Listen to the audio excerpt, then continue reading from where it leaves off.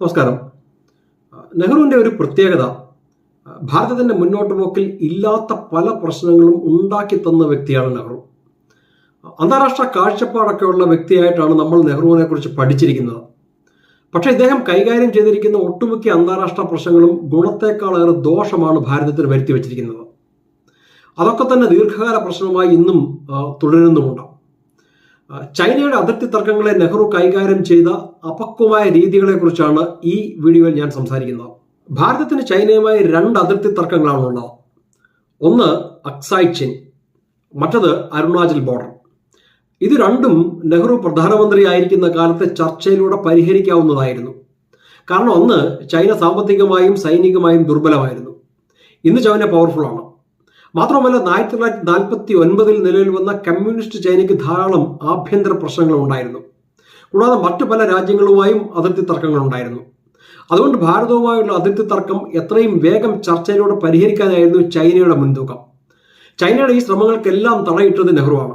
ഭാരതത്തിന് ചൈനയുമായുള്ള ആദ്യത്തെ അതിർത്തി തർക്കം അക്സായ് ചിന്നിനെ സംബന്ധിച്ചുള്ളതായിരുന്നു.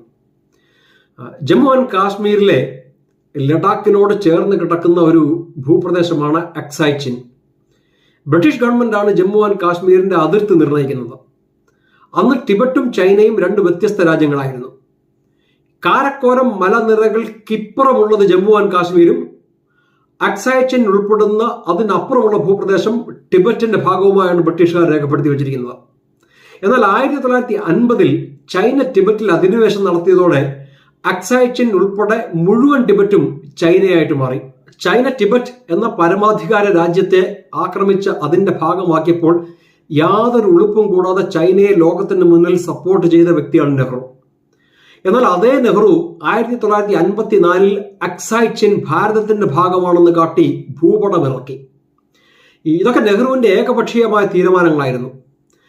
ചൈനയുമായി ചർച്ച ചെയ്തെടുത്ത തീരുമാനങ്ങളായിരുന്നില്ല അതൊന്നും. പലപ്പോഴും നമ്മൾ കേൾക്കുന്നതാണ് ഇന്ത്യൻ ഭൂപ്രദേശങ്ങൾ ഉൾപ്പെടുത്തി ചൈന പുതിയ ഭൂപടം പുറത്തിറക്കി എന്നൊക്കെ. യഥാർത്ഥത്തിൽ ഇതിന്റെ തുടക്കം നെഹ്റുവിൽ നിന്നാണ്. ചൈനയുമായുള്ള നമ്മളുടെ രണ്ടാമത്തെ അതിർത്തി തർക്കം അരുണാചൽ പ്രദേശിലാണ്. 1914 അന്നത്തെ ബ്രിട്ടീഷ് ഇന്ത്യയുടെ ഫോറിൻ സെക്രട്ടറി ആയിരുന്ന മെക്മഹോൻ നേതൃത്വത്തിൽ ഭാരതത്തിനും ടിബറ്റിനും ഇടയിലെ അതിർത്തി രേഖ നിശ്ചയിക്കുന്നത്. ഈ അതിർത്തി രേഖയ്ക്ക് പറയുന്ന പേരാണ് മെക്മഹോൻ ലൈൻ. ഈ മെക്മഹോൻ ഭാരതത്തിനും ടിബറ്റിനും ഇടയിലെ അതിർത്തി മാത്രമല്ല നിശ്ചയിച്ചത്, ടിബറ്റിനും ചൈനയ്ക്കും ഇടയിലെ അതിർത്തി തർക്കവും ഒരു പരിധിവരെ അദ്ദേഹം പരിഹരിച്ചു.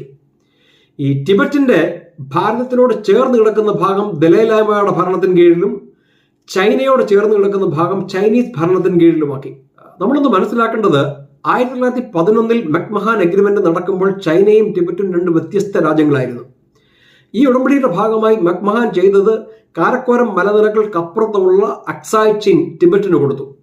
അതിനു പകരം ടിബറ്റിന്റെ 50,000 സ്ക്വയർ മൈൽസ് ഏരിയ ബ്രിട്ടീഷ് ഇന്ത്യയിൽ ചേർത്തു. ഈ ടിബറ്റൻ ഏരിയ ഭാരതത്തിൽ ഉൾപ്പെടുത്തിയാണ് മെക്മഹാൻ ലൈൻ വരച്ചിരിക്കുന്നത്. ഈ മെക്മഹാൻ ലൈൻ ചൈന ഒരിക്കലും അംഗീകരിച്ചിട്ടില്ല. ഈ ബ്രിട്ടീഷ് റെക്കോർഡ്സ് പ്രകാരം മെക്മഹാൻ ലൈൻ ഒരു ഡോട്ടഡ് ലൈനാണ്. അതായത് ഭാവിയിൽ രണ്ട് രാജ്യങ്ങൾ ഒരു സംയുക്ത സർവേയിലൂടെ തീർപ്പാക്കേണ്ട ഒരു അതിർത്തി എന്നർത്ഥം. എന്നാൽ മെക്മഹാൻ ലൈനിനെ കുറിച്ച് ചൈനയുമായി ഒരു ചർച്ചക്കോ നെഗോസിയേഷനോ നെഹ്റു തയ്യാറായിരുന്നില്ല. മാത്രമല്ല ഏകപക്ഷീയമായി ഡോട്ടഡ് ലൈൻ ആയിരുന്ന മെക്മഹാൻ ലൈനിനെ ഭാരതത്തിന്റെ അതിർത്തിയായി കാട്ടി ഭൂപടം ഇവിടെയും നെഹ്റു മാറ്റിവരച്ചു. എന്നിട്ട് ഈ മാറ്റിവരച്ച ഭൂപടം എല്ലാ രാജ്യങ്ങളുടെ എംബസികളിലേക്കും ഈ പൊതുജനങ്ങളുടെ മുന്നിലൊക്കെ അയച്ചു കൊടുത്തു. ഈ അതിർത്തി തർക്കം ഒരു ചർച്ചയിലൂടെ പരിഹരിക്കുവാനുള്ള പല ശ്രമങ്ങളും ചൈന നടത്തി.